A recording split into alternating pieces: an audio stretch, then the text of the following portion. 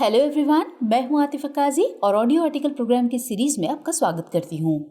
तो आज का हमारा आर्टिकल द इंडियन एक्सप्रेस में प्रकाशित लेख GST 2.0 next stage of reform in the tax regime requires creating federal institutions और द फाइनेंशियल एक्सप्रेस में छपे लेख GST hits, Mrs and opportunities के सम्मिलित सारांश पर आधारित है। इस आर्टिकल में टीम दृष्टि के इनपुट्स भी शामिल है और यह आर्टिकल सामान्य अध्ययन प्रश्न पत्र 3 के भारतीय अर्थव्यवस्था खंड से जुड़ा है।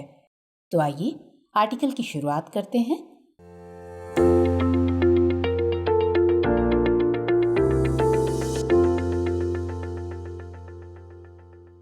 आज का टॉपिक है कैसे रहे जीएसटी के 5 साल। जैसा कि हम सभी जानते हैं कि भारत एक कल्याणकारी देश है और कल्याण की अवधारणा को बनाए रखने के लिए भारत सरकार समय समय पर विभिन्न प्रकार की योजनाएं लागू करती रहती है। और चूंकि सरकार को चलाने और योजनाओं को लागू करने के लिए धन की जरूरत होती है, इसलिए सरकार द्वारा लोगों पर टैक्स यानी कर लगाए जाते हैं। दरअसल टैक्स एक ऐसा साधन है जो किसी भी देश की सरकार और कानून को मूर्त रूप प्रदान करता है। ऐसा इसलिए भी है क्योंकि कराधान ही सरकार की आय का मुख्य स्रोत होता है। गौरतलब है कि भारत सरकार द्वारा समय समय पर कर की दर का निर्धारण किया जाता है। इसके अलावा वह कर वसूली तथा करों के प्रबंधन की विधियों में भी परिवर्तन करती रहती है। इस प्रकार की गतिविधि को सामान्यतः कर सुधार के नाम से जाना जाता है। ऐसा ही एक कर सुधार साल 2017 में किया गया था। दरअसल साल 2017 में भारत ने अप्रत्यक्ष कर में सुधार करते हुए पूरे देश में एक एकल कर वस्तु एवं सेवा कर लागू किया था, जिसे लोकप्रिय रूप से हम जीएसटी के नाम से जानते हैं। तो इस महीने इस व्यवस्था यानी जीएसटी को लागू हुए पूरे 5 साल हो चुके हैं और इसी संदर्भ में आज के आर्टिकल में हम जीएसटी के विभिन्न पहलुओं को समझने का प्रयास करेंगे। साथ ही ये भी समझेंगे कि जीएसटी अपने मकसद में किस हद तक कामयाब रहा है। तो आइए सबसे पहले नजर डालते हैं जीएसटी की पृष्ठभूमि पर। जीएसटी वस्तुओं और सेवाओं पर लगने वाला एक डेस्टिनेशन यानी गंतव्य आधारित कर है। ये विनिर्माण से उपभोक्ता तक वस्तुओं और सेवाओं की आपूर्ति पर प्रत्येक स्तर पर किए जाने वाले मूल्य वर्धन पर आरोपित कर है। अगर इसकी ऐतिहासिक पृष्ठभूमि की बात करें तो वैश्विक जीएसटी का इतिहास साल 1954 से शुरू होता है, जब फ्रांस इस कर प्रणाली को लागू करने वाला पहला देश बना। इसके बाद से अब तक लगभग 160 से ज्यादा देशों ने इस कर प्रणाली को अपनाया है और अन्य देशों की तरह भारत ने भी साल 2017 में एक दोहरी संरचना के साथ जीएसटी को लागू किया। अगर भारत में इसके लागू होने से पहले के सफर के बारे में बात करें तो साल 2002 में प्रत्यक्ष एवं अप्रत्यक्ष करों में सुधार के लिए विजय केलकर समिति का गठन किया गया था। इसने दिसंबर 2002 में अपनी रिपोर्ट प्रस्तुत की और अपनी रिपोर्ट में इस समिति ने भारत में जीएसटी लागू करने की सिफारिश की। इसके बाद साल 2006 में तत्कालीन वित्त मंत्री ने अपने बजट भाषण में कहा कि भारत में 1 अप्रैल 2010 से जीएसटी को लागू किया जाएगा। इसी क्रम में साल 2009 में जीएसटी को लेकर प्रथम चर्चा पत्र आया और साल 2011 में 115वां संविधान संशोधन विधेयक लाया गया, लेकिन ये विधेयक पारित नहीं हो सका। आगे चलकर साल 2014 में गठित नई सरकार ने लोकसभा में 122वां संविधान संशोधन विधेयक प्रस्तुत किया। ये विधेयक अंततः साल 2016 में संसद द्वारा पारित हो गया और इस तरह भारत में 101वें संविधान संशोधन अधिनियम द्वारा 1 जुलाई 2017 से जीएसटी यानी वस्तु एवं सेवा कर अपने अस्तित्व में आया। चलिए अब इस सब के बाद देख लेते हैं कि भारत में ये जीएसटी प्रणाली कितनी प्रभावी रही है। जब केंद्र व राज्यों के कर और उपकरों को मिलाकर एक नई कर व्यवस्था लागू करने का फैसला किया गया था, तब उस समय कई आशंकाएं सामने आई थी। सबसे बड़ा सवाल ये था कि जहां देश में 90% से भी ज्यादा खुदरा कारोबार असंगठित क्षेत्र से हैं, तो वहां इस तरह की एकीकृत व्यवस्था कैसे काम करेगी।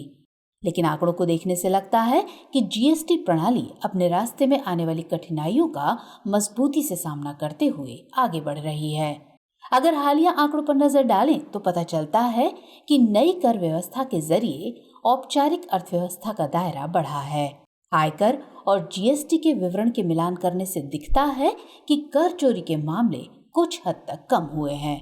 दरअसल साल 2017 में देश में करीब 64 लाख करदाता जीएसटी के तहत पंजीकृत हुए थे, जो बीते 5 सालों में बढ़कर करीब 1.36 करोड़ का आंकड़ा पार कर गए हैं। एमएसएमई यानी सूक्ष्म, लघु एवं मध्यम उद्योग की बात करें तो शुरुआत में जीएसटी प्रणाली में इसकी हिस्सेदारी करीब 17% थी, जो साल 2020-21 में करीब 43% के स्तर पर पहुंच गई।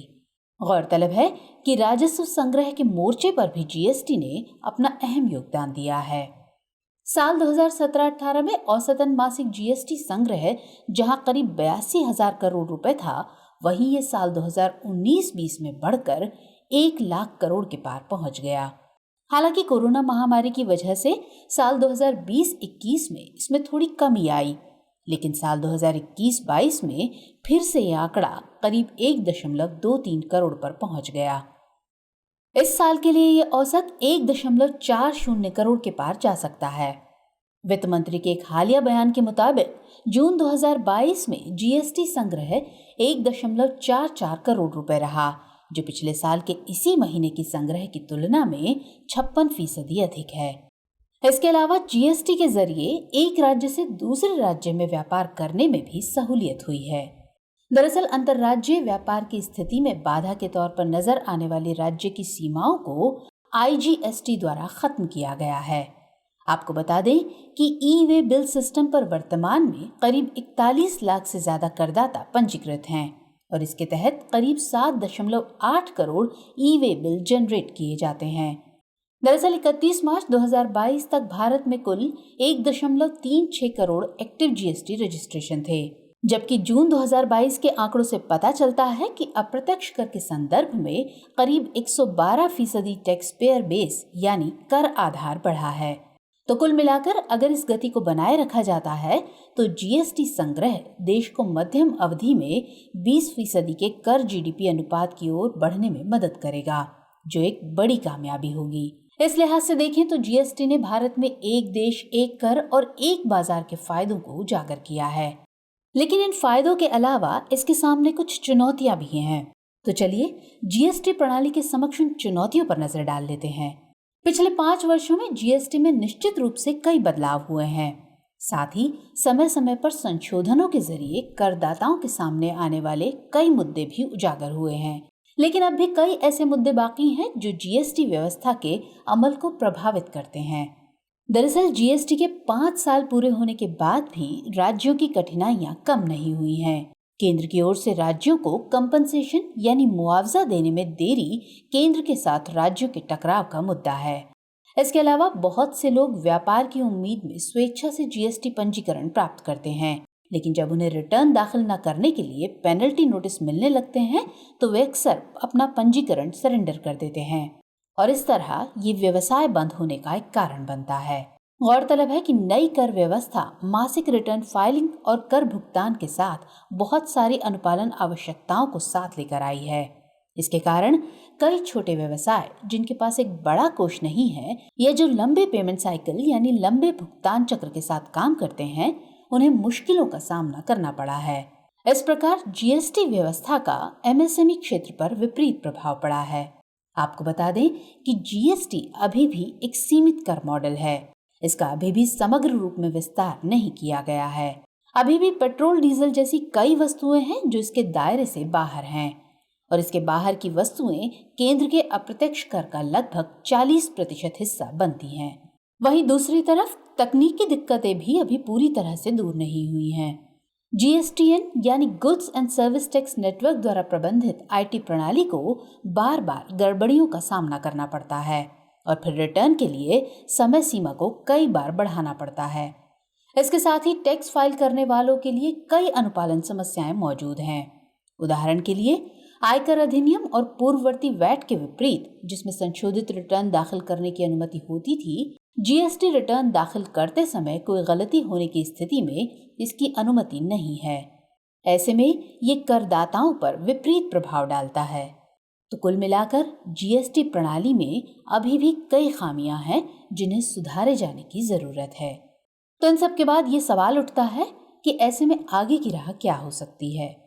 तो देखा जाए तो ऐसा नहीं है कि किसी देश में जीएसटी लागू किया गया हो तो वह 1 या 2 साल में ही सेटल हो गया हो। उसके सेटल होने में वक्त लगता है और भारत में भी जीएसटी को इसी संदर्भ में देखे जाने की जरूरत है। यहाँ ध्यान देने वाली बात है कि जीएसटीएन यानी goods and service tax network से पूरे सिस्टम में पारदर्शिता आई है और वर्तमान में जीएसटी भुगतान का करीब 98% डिजिटल प्रणाली के जरिए हो रहा है। हालांकि अभी भी कुछ चुनौतियां हैं जिन्हें दूर किए जाने की आवश्यकता है। अगर सुझाव के तौर पर कहा जाए तो जीएसटी 2.0 सुधारों के लिए संघीय संस्थानों का निर्माण किया जाना चाहिए। इसके बेहतर क्रियान्वयन के लिए जीएसटी राज्य सचिवालय के रूप में एक और संस्था बनाने पर विचार किया जाना चाहिए जो केंद्र और राज्यों के वरिष्ठ अधिकारियों को एक साथ ला सके। ये मंच गैर नीतिगत मामलों पर शिकायतों को दूर करने का भी विकल्प प्रदान कर सकता है। ऐसे में जब भारतीय अर्थव्यवस्था कोविड महामारी से उबरने की ओर अग्रसर है और कई विदेशी कंपनियां भारत को एक डेस्टिनेशन यानी गंतव्य के रूप में देख रही हैं, तो सरकार के लिए जीएसटी यात्रा के इस महत्वपूर्ण मोड़ पर कठिनाइयों को हल करने के लिए सकारात्मक कदम उठाना समझदारी भरा कदम होगा। आइए अब नोट करते हैं आज का अभ्यास प्रश्न। भारत में व्यापार को आसान बनाने में वस्तु एवं सेवा कर ने महत्वपूर्ण भूमिका निभाई है। साथ ही इस व्यवस्था ने भारत के राजस्व संग्रह में भी वृद्धि की है। इस कथन का आलोचनात्मक परीक्षण कीजिए।